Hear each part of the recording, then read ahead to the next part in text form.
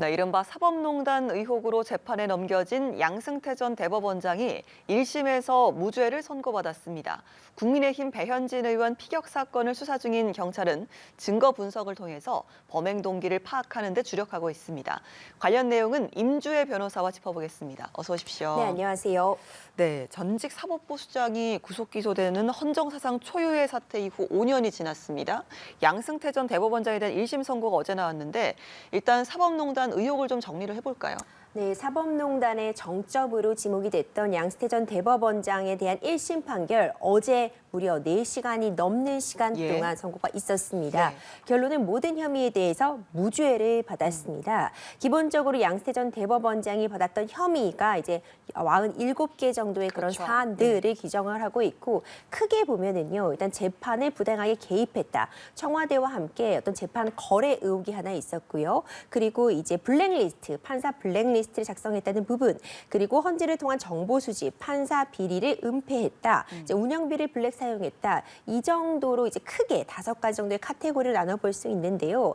기본적으로 이번 무죄 판결을 이해하기 위해서는 이제 직권 남용죄에 대한 개념을 이해하시는 게 필요할 것 같습니다. 형법 제123조에 직권 남용죄라는 것이 규정이 되어 있는데요. 그러니까 공무원이 본인의 직권을 남용해서 다른 사람으로 하여금 의무가 없는 일을 하게 하거나 그 권리 행사를 방해할 때 이 직권 남용죄가 적용이 되게 됩니다.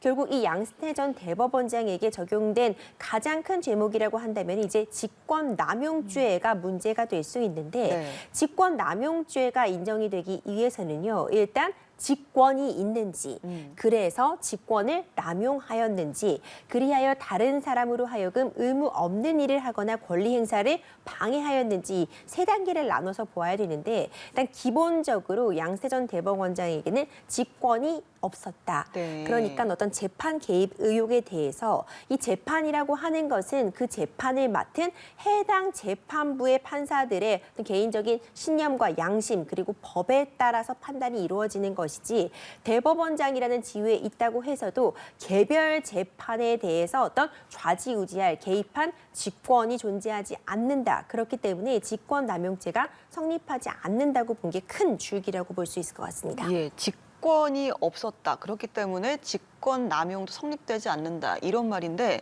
이게 적용된 혐의가 무려 47개잖아요. 여기에서 이 말씀하신 직권이 없다라는 게 모두 성립이 되는 겁니까? 그렇죠. 기본적으로요. 여러 가지 혐의들이 있는데 조금 더 설명을 드리자면요. 일단 어떤 직권 남용 부분에 대해서는 기본적으로 직권이 존재하지 않았다. 또는 이제 직권이 존재하는 경우라고 할지라도 일부가 이미 직권 남용에 대해서 유죄로 판단된 부분이 있더라고 해도 그 행사, 의무 없는 일을 하게 하거나 권리를 남용한 부분에 대해서 공모한 정황이 없다. 그런 부분에 대한 증거가 없다고 본 부분까지 추가적으로 말씀드릴 수 있을 것 같습니다. 그러니까 직권 남용이 된 부분이라던가 공모 부분을 모두 부정했다고 설명드릴 수 있을 것 같고요. 그 외에도 앞서 말씀드린 것처럼 재판에 부당하게 개입했다는 혐의 외에도요. 판사 블랙리스트를 이제 작성한 혐의라든가 아니면 연구 모임에 대해서 와해했다. 이런 혐의까지 받았는데 이 블랙리스트를 작성하게 한 부분에 대해서는 법원 기구 직무 수행을 위한 것이고 어떤 의무 없는 일을 하게 한 것이 아니다. 그렇기 때문에 직권 남용을 한 것이 아니라고 보았고 그 외에도 어떤 연구 모임을 와해시킨 부분에 대해서는 과연 이제 양승태 전 대법원장이 이 모임을 해체시키는데 어떤 영향력을 행사한 것인지 아니면은 이 연구 모임이 스스로 해산한 것인지 그 부분에 대해서 입증이 되지 않았다고 본 점까지 추가적으로 설명드릴 수 있을 것 같습니다. 예, 그리고 또 헌법재판소에 대한 정보 수집이나 뭐 판사비리 은폐 의혹 모두 무죄였거든요. 여기에 대한 판단 근거도 좀 설명을 해주실까요? 네, 사실 말씀드리는 것이 이제 공통적으로요. 이런 부분에 대해서 결과적으로 이 부분이 다 소명이 되지 못했다는 것이 큰 줄기입니다. 그러니까 이 대법원장이라는 지위가 어떤 개별 재판을 좌지우지하거나 할 그런 직권이 없고 그리고 일부 이런 부분이 인정이 되는 부분이 있다 할지라도 이런 부분을 직접적으로 지시한다거나 공모한다거나 이 부분에 대한 증거를 찾을 수 없다고 본 것이지요. 그렇기 때문에 증거 없다. 혹은 이제 뭐 권리를 남용하거나 이 부분에 대해서 지시하거나 관여한 바가 없다는 내용이 결국 이 4시간이 넘는 판결 이후에서 계속 설치되고 반복된 부분이라고 설명드릴 수 있을 것 같습니다. 네, 일단은 증거가 없다. 했다라는 게 좀 가장 큰 줄기일 것 같습니다. 자, 판사들의 블랙리스트를 만든 혐의 등으로 함께 기소가 됐죠. 박병대, 고영한 전 대법관 역시 무죄를 선고받았거든요. 한 차례 휴정을 거쳐서 약 4시간 반 만에 결론이 나왔습니다. 이런 부분도 참 이례적이더라고요. 그렇죠. 원래 민사소송보다 이런 형사소송이 판결을 낭독하는데 훨씬 긴 시간이 걸리는 것은 맞습니다. 네. 왜냐하면 일단 혐의에 대해서 다 일단 낭독을 하게 되어 있고요. 판결 이유를 설시하고 이런 과정들이 필요하기 때문에 최종적으로 그래서 유무죄를 듣기까지 원래 민사재판보다 형사재판이 훨씬 더 긴 선고에서 시간이 걸리는 건 맞지만 이번 재판 같은 경우에는요. 일단 재판 기간만 해도 지금 4년이 넘는 거의 5년 가까운 시간이 걸렸고 관련된 증인들만 뭐 120명이 그렇죠. 넘었고요. 예. 워낙 관련된 내용도 방대하고 이와 관련된 혐의를 입증하는 과정에서 워낙 오랜 기간이 걸렸다 보니까 시간이 이렇게 오래 걸릴 수밖에 없었고 보통 이렇게 판결을 선고하면서 중간에 휴식 시간을 갖는 것은 이례적인데 이례적으로 10분 정도 휴식을 한 이후에 끝까지 낭독을 마치기도 했거든요. 네. 이런 부분 역시도 주목할 만한 부분이지만 사실 이렇게 오래 걸렸다는 것이 다른 것이 아니라 워낙 그 내용이 방대했고 설시할 부분이 많았기 때문에 이만큼 시간이 걸렸다고 볼 수 있을 것 같습니다. 예, 워낙 뭐 긴 시간이 걸리기도 했고 또 역시나 좀 의미적으로 짚어보면 그렇죠. 사상 초유의 대법원장, 검찰 소환, 기소 이런까지 이어졌기 때문에 굉장히 좀 큰 주목을 받기도 했습니다. 뭐 애초부터 검찰의 무리한 기소였다라는 비판, 그리고 법원을 향한 제 식구 감싸기다라는 비판 피하기 어렵겠는데요. 그렇습니다. 사실 이번 1심 판단이었습니다. 거듭 강조드리지만 우리 법 체계는요. 3심제로 구성이 되어 있습니다. 그러니까 1심, 2심, 3심 최종적으로 이 대법원 판단을 받을 때까지는 판결이 확정된 것이 아닙니다. 네, 검찰 네. 측에서도 이번 1심 판결을 면밀하게 분석한 후에 이제 항소 여부에 대해서도 입장을 밝힐 것으로 보이는데요. 이 1심 판결에서 지금 어떤 권한 남용, 직권 행사를 잘못했다 이런 부분에 대해서 지금 논리적으로 어떤 이유로 어떤 근거로 이런 부분이 인정되지 못했는지가 잘 설시가 되어 있기 때문에 이런 부분을 사실 검찰 측에서도 다시 한번 2심에서 어떤 포인트를 공략해야 되는지에 대한 실마리를 찾을 수 있는 것도 사실이거든요. 그렇기 때문에 일단 1심만 선고된 것이 최종적으로 확정된 것은 아닙니다. 그렇습니다. 다만 이제 강조드리고 싶은 부분은 일단 대법원이라는 곳은 가장 이 사법 체계에서 정점에 있는 것이고요. 저도 법을 공부한 사람이지만 법 공부할 때 이제 대법원에서 이제 중요한 판결들, 유명한 한 판결들은 저희가 필사한다고 하는데 이걸 직접 받아 적어보면서 그 논리를 습득하고 어떤 그 체계를 배우는 그런 과정도 있거든요. 그만큼 이 대법원의 판단이라는 것은 우리가 법을 통해서 법치국가이기 때문에 법으로 우리가 이 나라의 근간을 세우는 것이지만 그 법이 결국 일상생활에 적용되고 국민들에게 와닿는 것은 판결이기 때문에 그만큼 의미가 남다른 기관이거든요. 그렇기 때문에 어쨌든 이 결과적으로 1심에서는 일단 무죄를 받았다고 하더라도 대법원의 어떤 판결에 있어서 재판 개입 의혹이 있고 이 판결을 내리는 판사분들에 대해서 어떤 블랙리스트 작성이라던가 그 외에도 어떤 비리를 축소했다는 이런 의혹이 일었다는 것만으로도 일단 사법부 내부적으로도 어떤 자성과 반성이 필요한 사안으로 보이고요. 물론 이 판단 역시도 사법부에서 이루어졌기 때문에 뭐 제 식구 감싸기라는 비판도 감내해야 되는 부분이겠지만 결국 판결로서 논리적인 판결로서 2심, 3심까지 지켜볼 필요성이 있을 것 같고요. 물론 이제 참여연대나 이런 부분에 대해서 지금 사법 역사의 수치다, 제 식구 감싸기다 네네. 이런 부분에 대한 비판도 겸허히 받아들일 측면도 있을 것 같고 아직 1심이기 때문에 추가적인 판단도 기다려볼 필요가 있을 것 같습니다. 네, 일단 검찰에서는 판결을 좀 면밀하게 분석을 한 뒤에 항소 여부를 결정하겠다라고 입장을 밝힌 상황이고 그렇죠. 어제 양 전 대법원장은 뭐 선고 중에도 굉장히 좀 여유로운 모습이었고 선고가 끝난 뒤에도 당연한 귀결이다 이렇게 또 밝히기도 했습니다. 자, 2심과 대법원을 거쳐서 확정 판결까지는 또 상당한 시간이 걸릴 텐데 앞으로의 좀 과정을 좀 설명해 주실까요? 네, 그렇죠. 1심도 상당히 오래 걸렸습니다. 그러니까요. 이제 5년 가까이 걸렸는데 그도 그럴 것이 중간에 재판부도 시간이 길어지다 보니까 교체될 수밖에 없고요. 교체되다 보니까 이전의 재판 기록 같은 부분 다시 이제 재생되고 하는데 또 시간이 걸렸고 물론 뭐 코로나19라는 그런 상황도 있었고요. 예. 양승태 전 대법원장이 치료를 받는 기간 등 여러 가지가 있었지만 이제 검찰이 제시한 증거에 대해서 양 전 대법관이 대부분 부동의를 하면서 다 일일이 증인 신문을 하고 이런 과정조차 굉장히 길었거든요.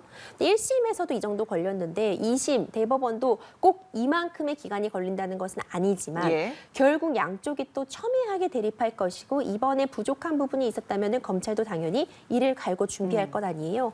그렇기 때문에 사실 확정이 되기까지는 상당한 시일이 소요될 것으로 보이고요. 일단 워낙 혐의도 복잡하고 증언도 많고 증인도 많고 수사 자료도 방대하다 보니까 확정되기까지는 시일이 충분히 걸릴 것으로 보이고요.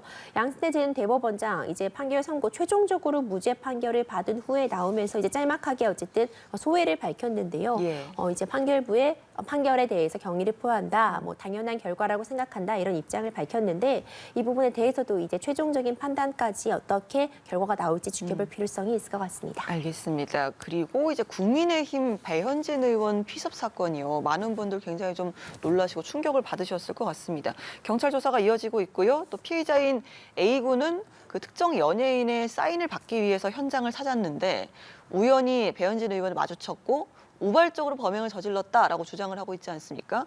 뭐 경찰에서는 계획 범죄 가능성도 배제하지 않고 있는 걸로 전해지고 있잖아요. 그렇습니다. 일단 모든 가능성은 열어놓고 수사를 하고 있습니다. 이 정치인들에 대한 이런 테러가 2024년 연초부터 예. 굉장히 좀 심각한 수준, 그러게요. 우려할 네. 수준으로 벌어지고 있는데요. 이번 사건 많은 분들이 깜짝 놀라셨던 것처럼 중학생 미성년자가 가해자였습니다. 네. 그리고 지금 이 가해자는 지금 우발적인 범행이었다. 이 뭐 유명 미용실에 연예인이나 뭐 연예인 지망생들이 만나러 갔다가 우연히 배현진 의원을 만났고 우발적으로 범행을 했다 이렇게 주장을 하고 있지만요.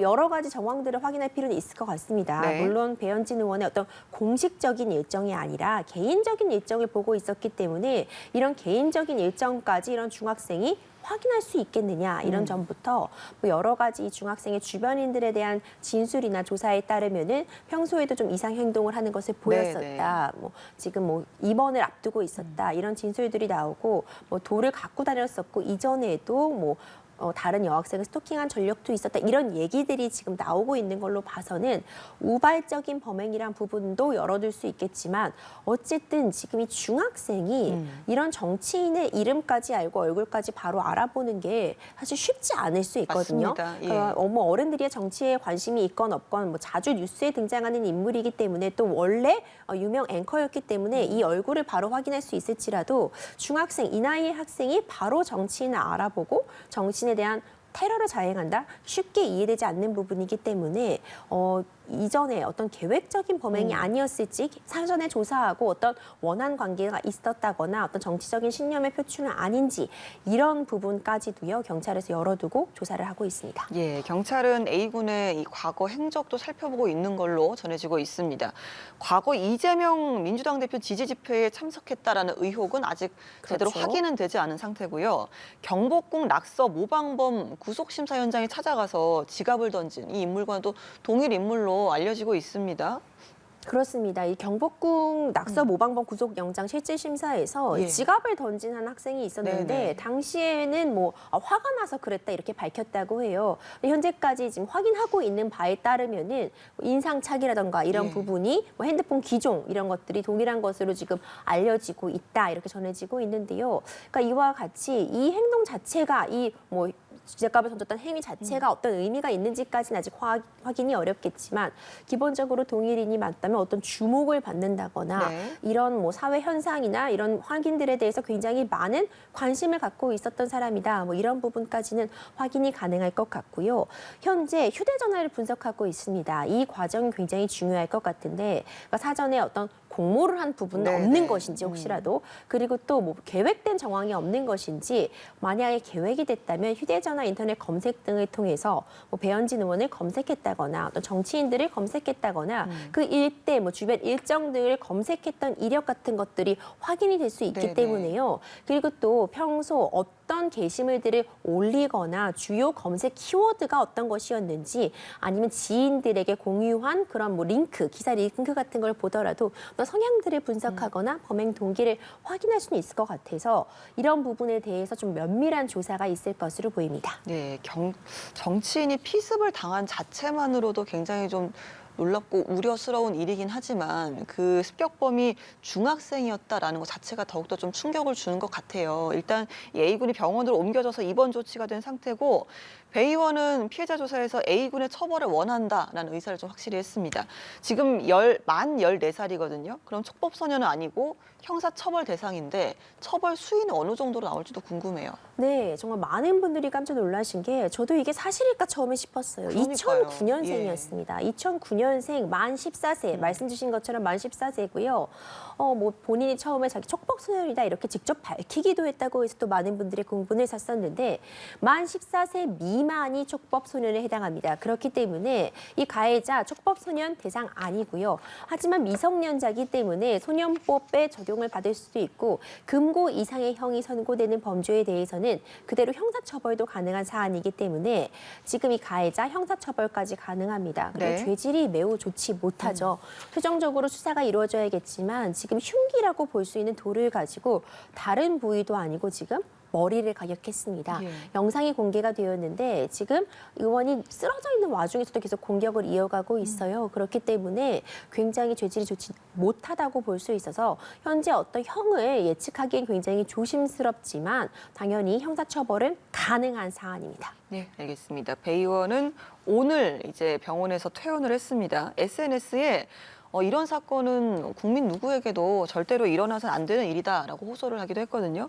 이렇게 좀 반복되는 정치인 테러, 또 총선을 앞두고 더욱더 좀 우려가 되는 상황인데 재발 방지를 위해서는 어떤 대책들이 필요하다고 생각하시나요? 네, 정말 우려스럽습니다. 어떤 경우를 떠나서요, 폭력은 정당화될 수가 없습니다. 당연한 이야기죠. 본인이 어떤 신념을 가졌든 폭력은 정당화될 수가 없는데 우리 정치에서 너무 오래 서로 싸우는 모습만 네. 보여준 그런 부분까지도 어떤 이런 국민들에게 또 이런 사건에 있어서 영향을 끼치고 있는 것이 아닌가. 그러니까 정치 내부에서도 지금 자정의 목소리가 네. 나오고 있고요. 어떤 경우에도 폭력은 정당화될 수 없기 때문에 지금 당장 뭐 당 대표에 대해서 어떤 그 보호를 강화하겠다 이런 건 미봉책에 불과할 수밖에 없을 것 같고요. 기본적으로 이런 불신이라던가 이런 증오 범죄가 행해지지 않도록 우리 국민들 그리고 정치 내부권에서도 자정 노력 필요할 것 같고 이런 행위, 폭력 절대 정당화될 수 없습니다. 그에 상응하는 처벌을 통해서 이 부분은 반드시 법의 심판이 이루어져야 될 것이라고 봅니다. 네, 알겠습니다. 임주혜 변호사와 함께 여러 이슈들 함께 짚어봤습니다. 고맙습니다. 감사합니다.